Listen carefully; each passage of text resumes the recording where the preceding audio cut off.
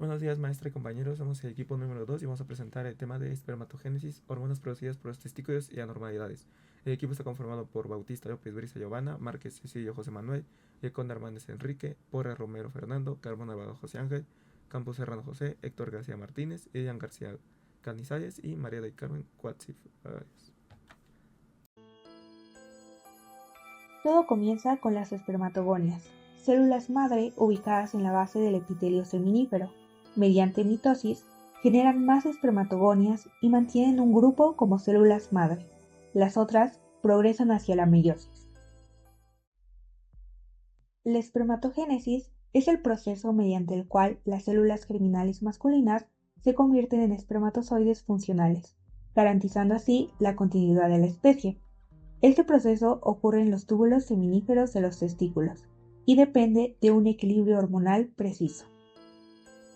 Las espermatogonias diferenciadas se convierten en espermatocitos primarios, que son células diploides. Estos atraviesan dos divisiones meióticas consecutivas. La primera de ellas, que es la reducción del número de cromosomas, ya que cada espermatocito primario genera dos espermatocitos secundarios haploides. En la segunda división meiótica, que es similar a la mitosis, pero con células haploides, los espermatocitos secundarios se dividen para formar espermátides haploides, que son células precursoras inmaduras con una morfología redonda. A continuación hablaremos de las etapas de la espermiogénesis. Las espermátides se transforman en espermatozoides maduros mediante la compactación del núcleo, posteriormente la formación del acrosoma, que es una estructura clave para la fecundación, después el desarrollo del flagelo para la movilidad y finalmente los factores celulares y hormonales.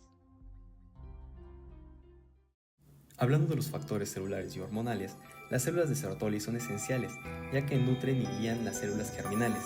Además, forman la barrera hematotesticular para protegerlas.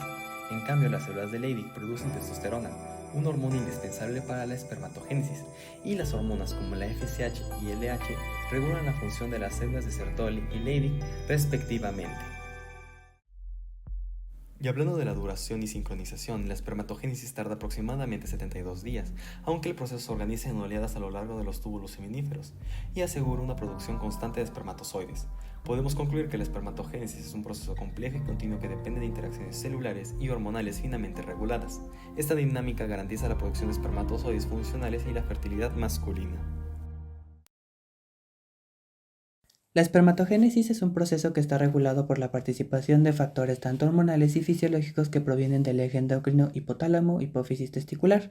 Para que ocurra esto deben participar diferentes tipos de neuronas parvicelulares que provengan del hipotálamo, las células gonadotrópicas presentes en la hipófisis y las células de Sertoli y Leydig que están a nivel testicular. La regulación inicia con la liberación de la hormona liberadora de gonadotropinas, GnRH, a partir del hipotálamo que viaja hacia la hipófisis por el sistema porta-hipofisiario.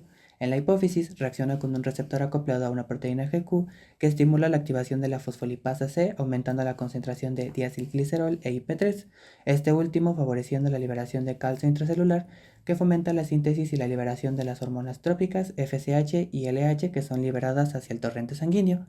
Cada una de ellas va a ejercer su acción sobre dos células diferentes, en el caso de LH en las células de Leydig y la FSH en las células de Sertoli. LH llega a las células de Leydig y se acopla a receptores de LH acoplados a una GS que activa el adenilato ciclasa para obtener AMPC y activar PK. Esta última estimula la expresión de enzimas que son necesarias para la síntesis de la testosterona, que es una hormona esencial en el proceso de la espermatogénesis. En el caso de FSH, esta se une a receptores para FSH en las células de Sertoli, donde se encuentran acoplados a una GS. De igual forma, ese estimula la activación de adenilato ciclasa para formar AMPC y activar PK para la síntesis de ABP y principalmente de la inhibina B.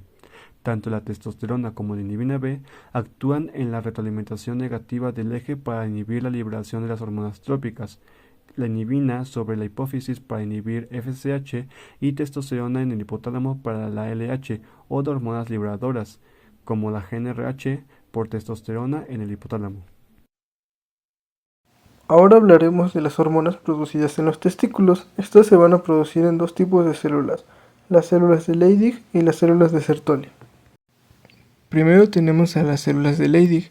Son células estromales esteroidogénicas.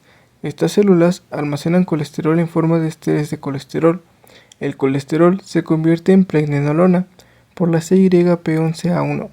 Después, la 3-beta-HSD y la CYP17 procesan la pregnenolona a progesterona, 17-OHP y androstenediona. Cabe mencionar que la célula de Leydig expresa una isoforma específica de la 17-beta-HSD tipo 3 que convierte la androstenediona en testosterona. La testosterona y sus metabolitos DHT y estradiol 17B realizan retroalimentación negativa sobre la producción de LH. Por su parte, las células de Sertoli expresan la enzima CYP19 o aromatasa, que convierte la testosterona en estradiol 17-beta. También producen la proteína transportadora de andrógenos, ABP, que mantiene una elevada concentración de andrógenos dentro del compartimiento abdominal, las luces de los túbulos seminíferos y la proporción proximal del aparato reproductor masculino.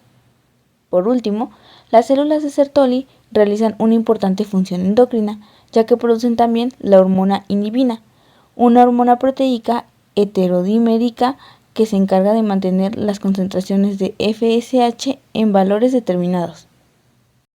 Anomalía síndrome de Noonan. El síndrome de Noonan es un trastorno genético de herencia autosómica dominante caracterizado por una triada fenotípica característica, anomalías cranofaciales que confieren un fenotipo facial típico, cardiopatía congénita y talla baja.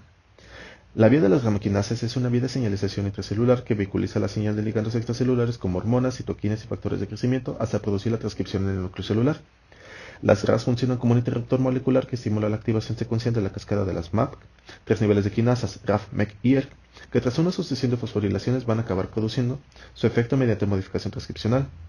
Tras la unión del ligando a los receptores celulares, el fragmento intracelular de estos se fosforila, reclutando proteínas adaptadoras como GRB2, formando un complejo con factores de intercambio de guaninas como SOS que favorecen el cambio conformacional de las proteínas RAS inactivas a una GDP, a la forma activa unidas a una GTP.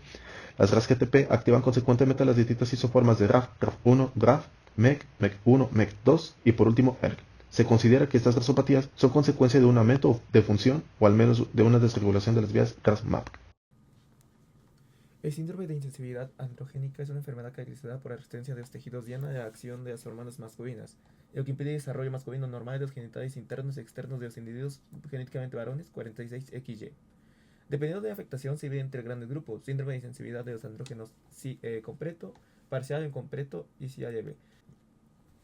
Diversas deficiencias pueden alterar este proceso. La deficiencia 21-hidroxilasa desvía los precursores de la síntesis de cortisol hacia la producción excesiva de andrógenos en las suprarrenales, causando virilización de los genitales femeninos en individuos 46XX, pseudohermafroditismo femenino. La deficiencia de 3-beta-HSD afecta tanto a la síntesis de testosterona como de DHT, resultando en genitales ambiguos en 46XY y virilización parcial en 46XX. Por otro lado, la diferencia de 17-hidroxilasa bloquea la producción de andrógenos en las gónadas y suprarrenales, causando genitales externos femeninos en 46XY y ausencia de virilización en 46XX. En caso de síndrome de sensibilidad a los andrógenos CIA, el receptor de andrógenos no responde a la testosterona ni a la DHT, resultando en un fenotipo femenino externo en caso de insensibilidad completa o genitales ambiguos en casos parciales. Bueno, esta es nuestra bibliografía y muchas gracias por su atención.